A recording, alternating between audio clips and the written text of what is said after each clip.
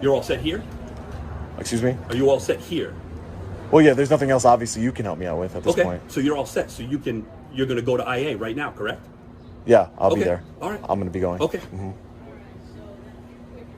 I'm going to be going. Okay. So you're going to stand here with your cell phone on. I thought you were busy. I thought you were a busy man. I am busy. So you should get to work. I should get to work? Is that what you're telling me? If you're busy. We're going to have a problem between you and I. We're gonna do an interference. His body camera's on. His body camera's on. Stop. He has his body camera on. I don't care. Stop, I don't man. care. Right? This is private property. Okay? I'm not doing anything. You're not going to videotape me and have an attitude with me. I'll get off of it. I'm going to tell you what right now, dude. I'm not the one. Okay? I gave you the information you needed, and I gave you your outlet. Right? You were giving your outlet. No, you wanted to stand there and hold your cell phone in my face. Is what you wanted to do. Yes, you do. Take your cell phone and go and make your complaint. Okay. Can I grab my cell phone? You stay right here. I'll get it for you. I'll get it. All right. Where's your car at? Where's your car at? Where's your car at? I'm gonna go, man. I'm going. All right, no, but where's your car? Why didn't you know where my car's at? You were about to arrest me, man, for real? Is your body camera on? Yeah, my body camera is on, buddy. I'm Trooper Costello, 1139. Costello. Yep. Wow. Listen, with the situation you were gonna arrest me for real? We're gonna detain you of what the situation was going on, man.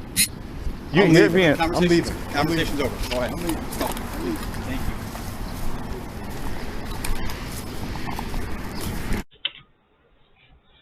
Hello, everyone. So, of course, you're wondering why you are experiencing Havana syndrome, or why you were chosen or targeted for Havana syndrome. The good news is you didn't do anything to cause it. The bad news is you didn't do anything to cause it. And what I mean by that is it has nothing to do with anything you ever said or any of your actions ever in your life. You were already set on that path when you were a kid, well before you ever had the chance to become that kind of a person. Using radar systems, of course, you can scan all people, remote neural monitoring. This has been known for decades. Obviously, any radar-equipped satellite can do it. So before we go any further, I have to always give my disclaimer here. I am not suggesting that the United States or anyone in the domestic United States is doing this. Because it's done using radar systems, any radar-equipped satellite can accomplish this easily. Of course, these are Chinese satellites over the United States. These are Russian satellites over the United States. But that also doesn't mean that it isn't domestic. So we're going to go with what we know. Radar systems are used to scan individuals, the same way that a radar system is scanning this weather system right now. It's bouncing back off the water droplets, coming back up to the satellite, giving it information so it can create a 3D image. Well, when you bounce radar off of a human, you can get back EEG and biometric data. You can use that information about the person to classify them.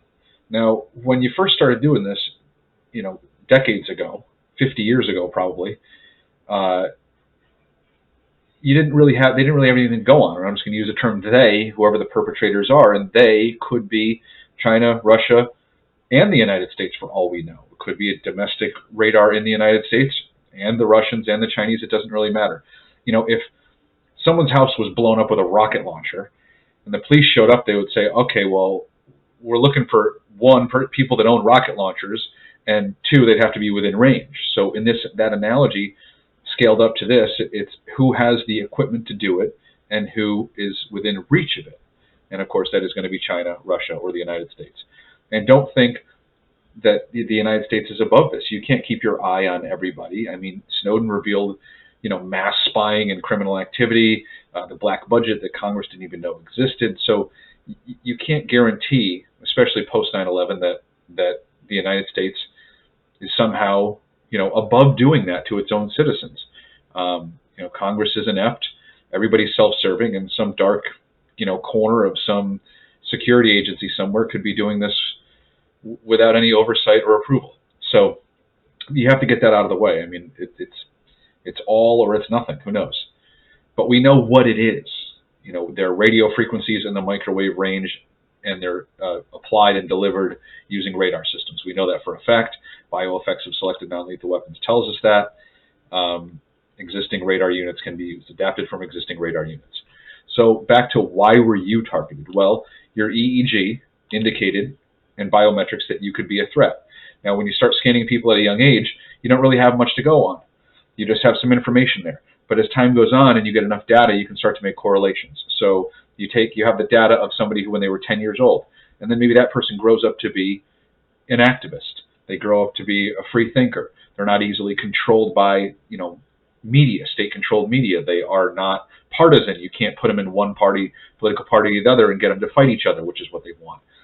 Those types of people would be seen as a threat to the United States security industry, but also as a threat.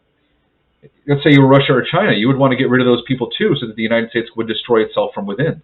So the same types of people would be considered worth overt microwave frequency exposure.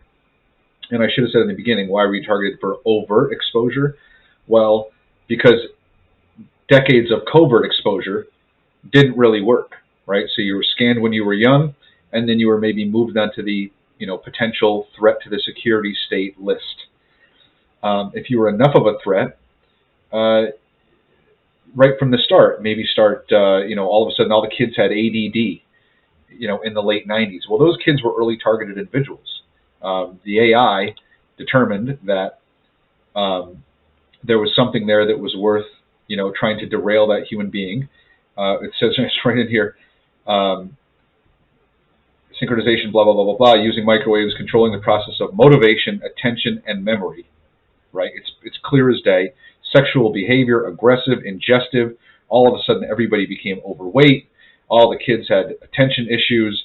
People have chronic fatigue all the time, memory issues, brain fog. Americans have just gotten slow and sick and on medication. We know that.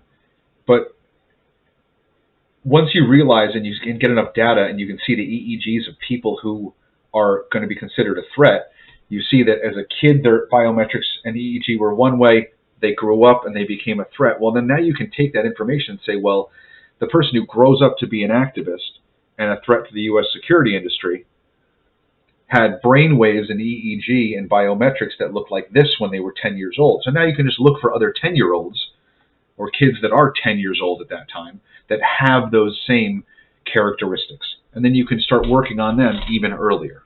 Now, if you're experiencing Havana syndrome today and you know it, they were working on you your entire life. You might have had ADD, you might have been a little sick, you might have had some issues with behavior, or more importantly, or probably more specifically and likely, what the system will do, and remember, this is an AI running this thing. They're not humans, okay? The AI is choosing what to do the same way the AI that runs Facebook chooses what newspaper article to put in front of you. Newspaper, it's funny, there's no newspapers, but what news article to put in front of you, or what post from a friend. AIs are making the decisions here on what to do. So when someone becomes a threat, the last thing you want is for anybody to figure out that this is going on or has been going on. The fact that it's for another video, but the fact that we've now had the Havana syndrome with hundreds of government employees, and they keep trying to make it all go away, but they even can't make all of them go away. We have over 1,000 cases that they've tried to explain away, as many as they can, but they can't explain all of them away. You don't want this to happen, but that's for another video. You want to do it without anybody knowing that it's happening. So you go ahead and you start working on the people around them. So if a child has been added to the threat list, you then start working on their parents. You try to break up the parents' marriage. You work on the people around them. You try to sort of crumble their lives a little bit. If you can get that child's parents to split up, if you can microwave their parents and get them to be aggressive or have issues with this or that, or unhealthy, maybe they can't hold up their end of the marriage anymore and things starts to crumble. If you can break that marriage up, that child is going to have a challenging life. That may be enough. This is why the divorce rate has gone up so much in the United States in the last few decades. Those divorces were parents of future potential threats to the security state. So once you realize that, you can just try to derail their lives. Now imagine how different your life would be if your parents got divorced. That could be enough of a strain. That could be enough of a financial or emotional burden on a child and their family to derail that kid from ever really reaching their potential. Look at it like if there was an asteroid coming towards Earth. The sooner you identify that asteroid and that threat, the less force it would take to derail it, right? So if it's far out, you might be able to just nudge it a little bit, fly a nuclear missile into it, who knows? But these are the techniques they say they would use for an asteroid. But if you caught it later, your options become less, and it would require more force. And this is the same type of situation. If you can identify a threat as early as possible, it takes the least amount of force to derail that potential threat to the security state. And when I say threat, these are really good people. They're not threats to anyone except evil ruling class elites. But it takes less force, right? So early identification, like you say, there was a lot of things. Early detection is key. And when your health is the same thing. So early detection of threats. So you're scanning everybody all the time. It costs nothing. It doesn't cost any more than it's costing to scan every water droplet in this weather system. It's cheap. Once the satellite's up, it's bought and paid for. Whether it's Chinese, Russian, or U.S. doesn't matter. It's all bought by the taxpayers. The people using it didn't put up their money. So it's easy. It's cheap to do, and you just constantly monitor all people. You read EEGs, you read biometrics.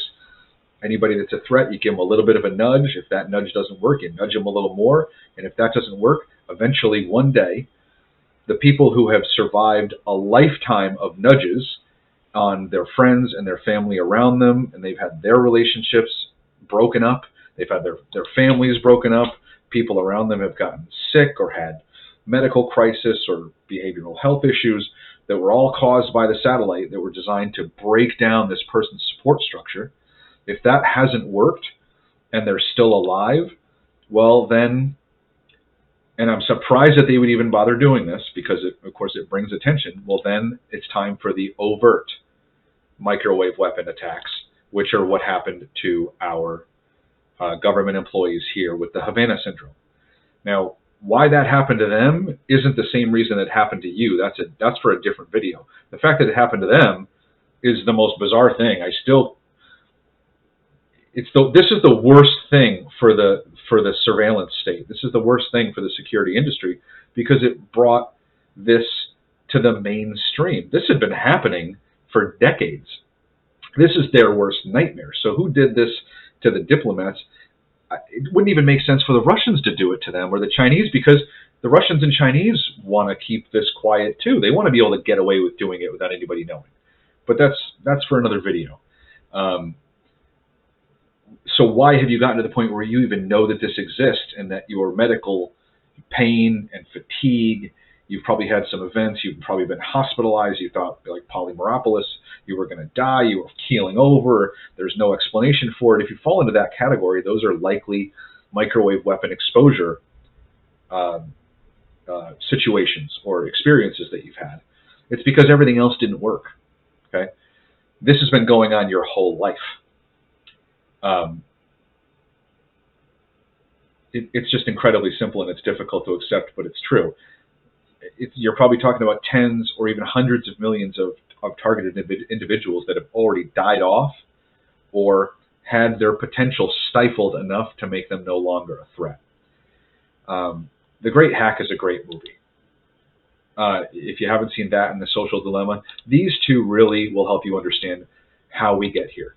Because if Cambridge Analytica can use thousands of data points to identify, target, and manipulate people with just some ads, imagine what you can do if you throw in the power of a satellite that can scan their biometrics, that can use various frequencies to influence and control motivation, attention, memory, sexual tendencies, aggression, ingestive. Again, everybody's overweight, everybody's got, you got mass shootings, people road rage, you've got chronic fatigue syndrome, you've got all the kids on ADD, you've got all kinds of, people who are just struggling and tired all of the time. This is what this is from. And of course, the reason why it's so important for us to talk about this is because, as the Army put it, it's useful to provide a disruptive condition to a person that is not aware of the technology. And once everyone becomes aware of the technology, then it's not going to be as easy to use it on people, which is why the Army never told us about this. even though this is sitting in plain sight, this information they did declassify it and release it to the public. They didn't come forward and say, hey, we know about this, and we brought all this out into the field, and were able to use radar systems to create all of this. There's a reason why the Army didn't tell us, and that's because evidently it was more beneficial for them to keep it to themselves than it was to protect us from it. No one's going to watch this video to the end, but I don't really care.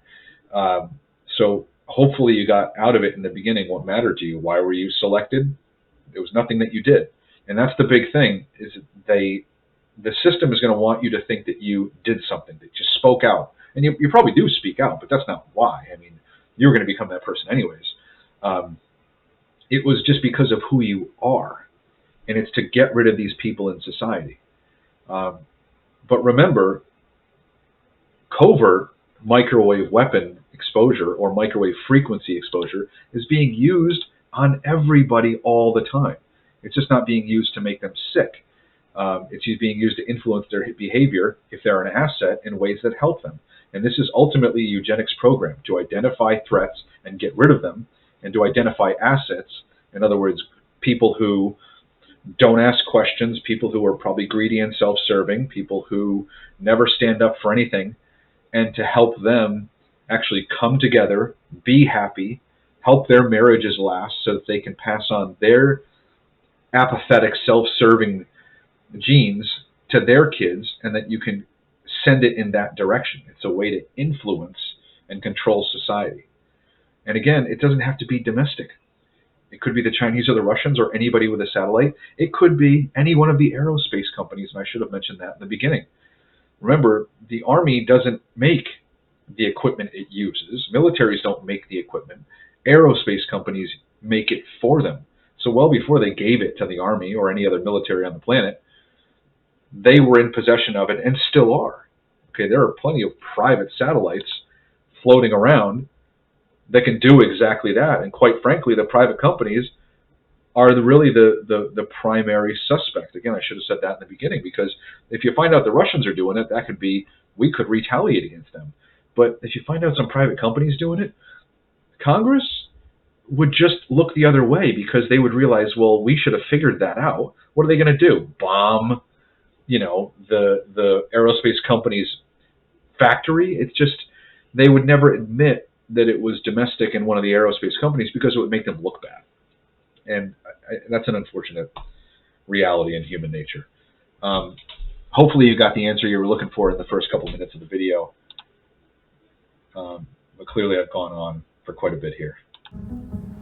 Who has seen an advertisement that has convinced you that your microphone is listening to your conversations? All of your interactions, your credit card swipes, web searches, locations, likes, they're all collected in real time into $1 trillion a year industry. The real game changer was Cambridge Analytica. They'd worked for the Trump campaign and for the Brexit campaign. They started using information warfare. Cambridge Analytica claimed to have 5,000 data points on every American voter. I started tracking down all these Cambridge Analytica ex-employees. Someone else that you should be calling to committee is Brittany Kaiser. Brittany Kaiser, once a key player inside Cambridge Analytica, casting herself as a whistleblower. The reason why Google and Facebook are the most powerful companies in the world is because last year data surpassed oil in value. Data is the most valuable asset on Earth. We targeted those whose minds we thought we could change until they saw the world the way we wanted them to. I do know that... Let that sink in. We targeted people whose minds we thought we could change. That's exactly what this is. It's just which people are you targeting and how are you trying to change their minds and what tools do you have at your disposal. Cambridge Analytica was able to use information and some targeted ads to do that.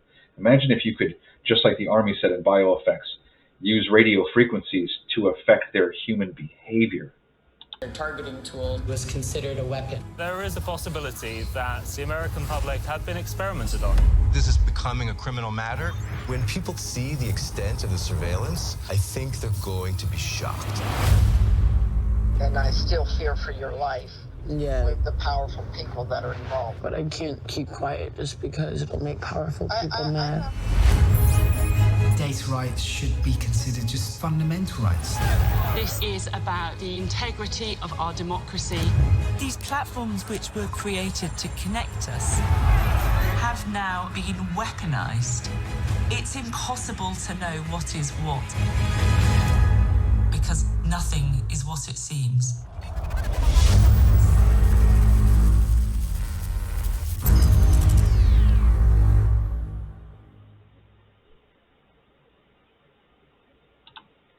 If you haven't seen it, everybody should. Please watch it. And the other one worth watching, of course, is The Social Dilemma, to give yourself a good understanding of why we're here. It isn't in this trailer, but in the movie, and it's buried somewhere in there. They say, we don't know what the AI is doing at any given time. It's autonomous, obviously. It's an automated system. We wrote the code and let it loose. So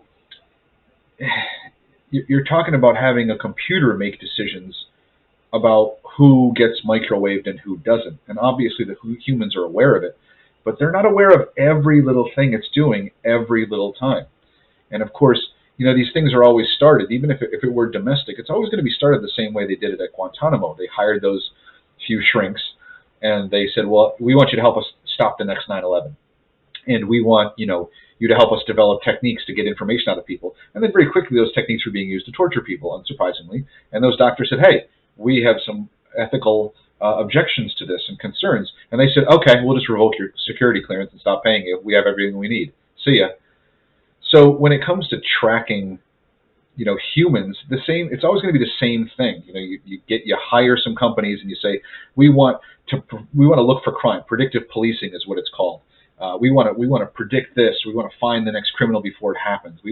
But they don't ever really want to do that. They want to identify people who are threats to the security state first, so that they can get rid of them. They don't care about criminals. They love crime. It keeps them relevant. They don't care. They're not trying to keep anybody safe, but themselves. And that's completely obvious. This is always going to be the case. So you wonder kind of how we got here. You know, whether it's domestic or not. I mean, again, it could be everybody all at once. And remember, microwaves damage the temporal lobe of the brain and influence not only hearing, not only balance, but also behavior. Behavior. So again, to back up the concept here, this is well known that you can change behavior. So you can influence people and the way they act, and you can influence the people around the target to try to break down their lives at an early age, but in ways that you wouldn't even know. I understand now that, you know, people aren't going to wake up to this tomorrow. My videos are just one in many.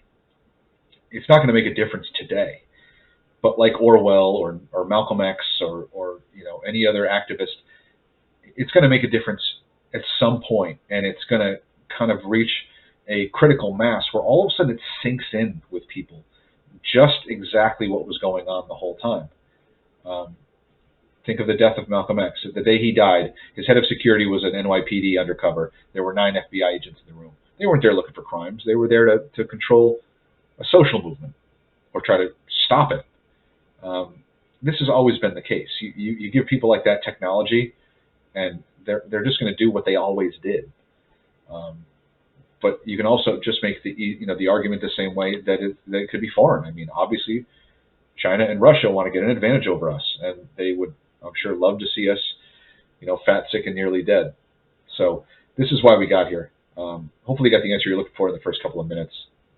And if you kept on watching, great. Leave a comment. Don't agree with what I say? Call me crazy. I don't care. You're too scared to accept the truth. You know, maybe you're sitting in your office at one of the aerospace companies and you don't want people to believe this stuff. You know, insult me a little bit. Whatever. It's the algorithm going. But this is the reality, and it'll eventually sink in. And I'm no longer going to be bashful about it. this is the deal, and